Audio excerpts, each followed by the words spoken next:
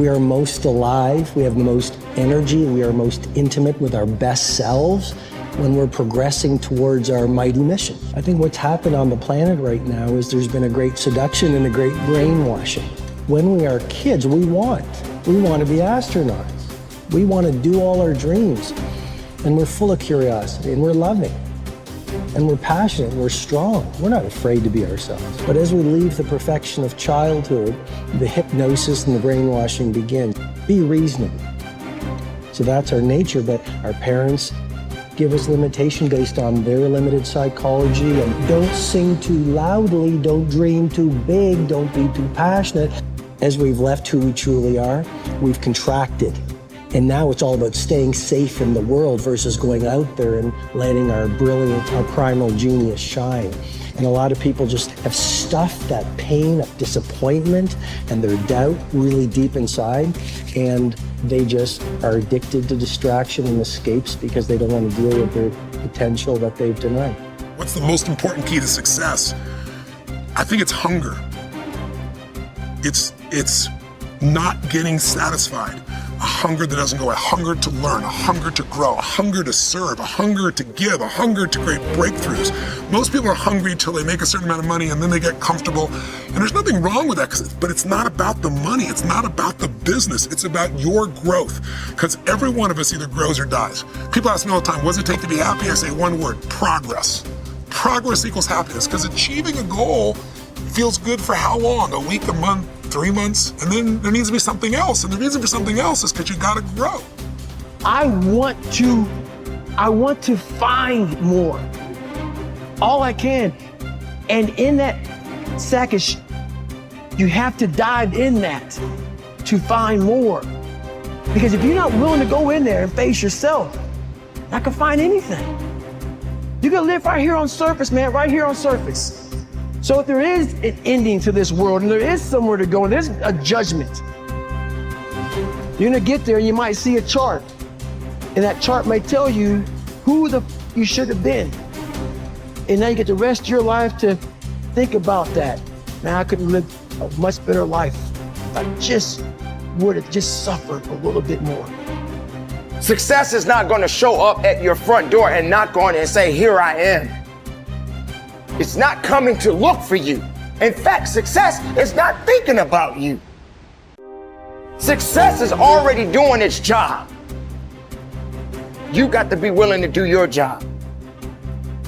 Each and every day that you are breathing in this world, each and every day that you are doing something in this world, you should be focusing on getting better, not worse.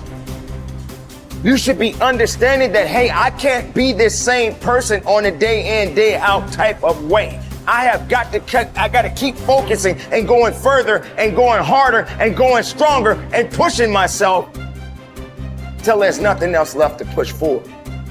So now's the time for you to hit the gym of your life and start exercising your self-discipline muscle. No more talk, no more excuses.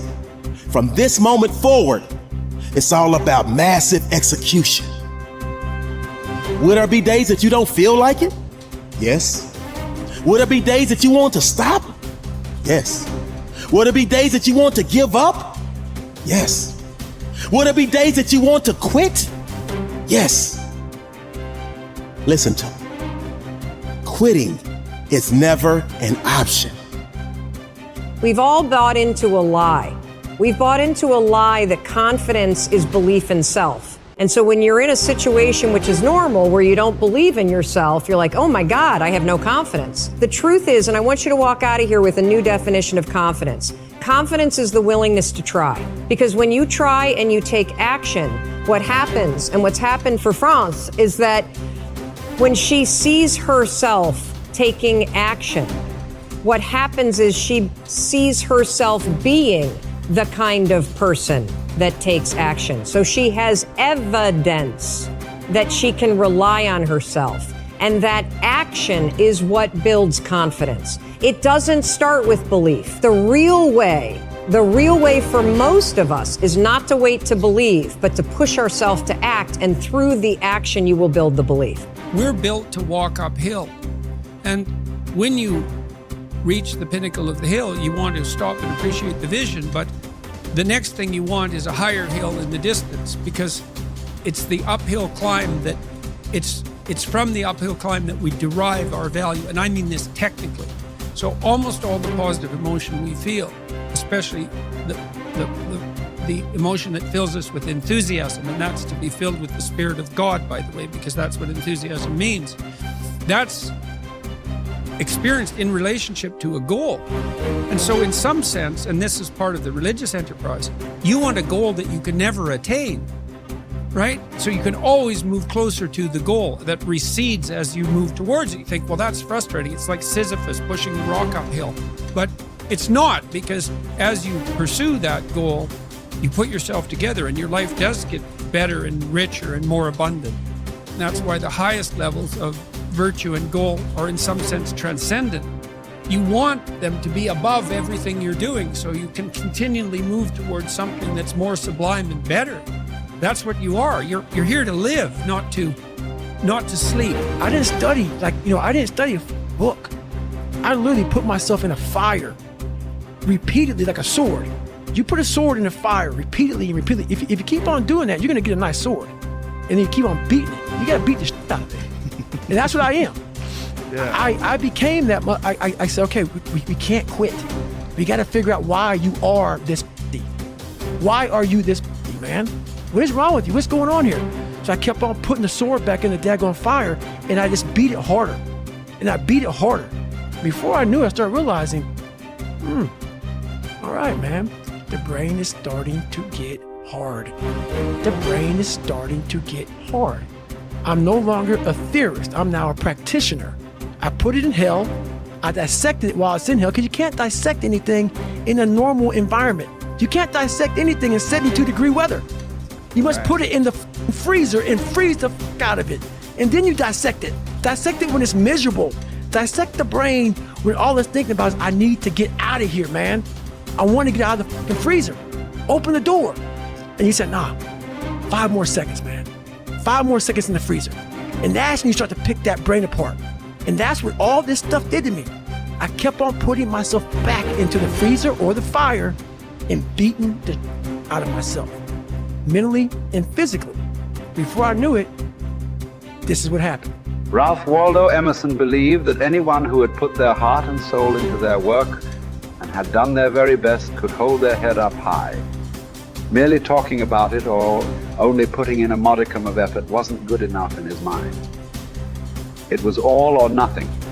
He believed that doing your best was an admirable quality, and that although you might not always be successful, knowing that you had done all you could was often all that mattered.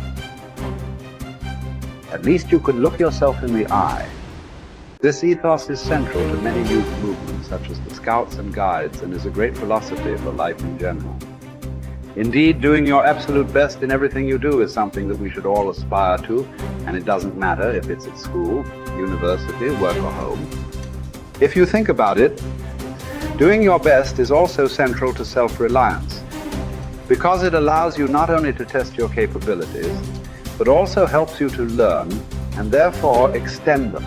It's only when you are at the edge of your ability that you can really test your mettle and see just how much you can depend on yourself. Only ever working inside your comfort zone or doing just enough to get by may be easy, but is rarely rewarding. And it never allows you to develop into a fully rounded person or realize your full potential. The following quote from Theodore Roosevelt sums up the essence of Emerson's point. It is not the critic who counts, nor the man who points out how the strong man stumbled or where the doer of deeds could have done better.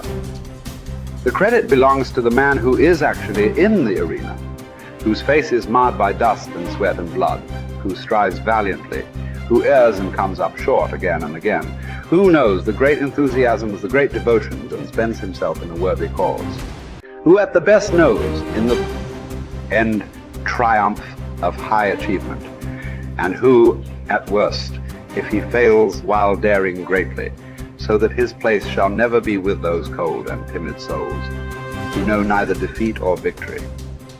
When you are working on your next task, give it your full concentration and really put the effort in to produce the best possible end result. Even if it doesn't lead to glittering success, you should be proud of yourself for doing your very best. No man fails who does his best.